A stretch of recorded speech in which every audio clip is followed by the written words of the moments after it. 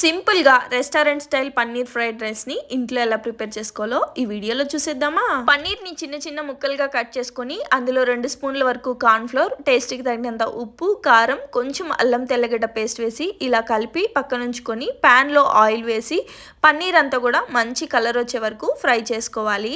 ఇప్పుడు స్టవ్ మీద ఇంకొక కడాయి పెట్టుకొని అందులో ఆయిల్ అలాగే కొంచెం బటర్ వేసి సన్నగా కట్ చేసుకున్న వెల్లుల్లి, అల్లం, పచ్చిమిర్చి వేసుకొని అవి ఫ్రై అయిన తర్వాత సన్నగా కట్ చేసుకున్న ఆనియన్స్ వేసి మళ్ళీ ఒకసారి మిక్స్ చేసుకొని అందులోనే క్యారెట్ అలాగే బీన్స్ కూడా వేసేసుకోవాలి. మీకు ఇష్టమైతే క్యాప్సికమ్ కూడా వేసుకోవచ్చు. అలాగే డార్క్ సోయా సాస్ కూడా వేసుకొని బాగా మిక్స్ చేసుకున్న తర్వాత వండి పెట్టుకున్న వైట్ రైస్ వేసేసి టేస్ట్కి తగినంత సాల్ట్ అలాగే పెప్పర్ పౌడర్ వేసుకొని బాగా మిక్స్ చేసుకున్న తర్వాత ఫ్రై చేసుకున్న పన్నీర్ అలాగే సన్నగా కట్ చేసుకున్న కొత్తిమీర, మీ దగ్గర ఉల్లికాడలు ఉంటే అవి కూడా యాడ్ చేసేసుకొని బాగా మిక్స్ చేసుకున్నారు అంటే ఎంతో టేస్టీగా ఉండే పన్నీర్ ఫ్రైడ్ రైస్ రెడీ.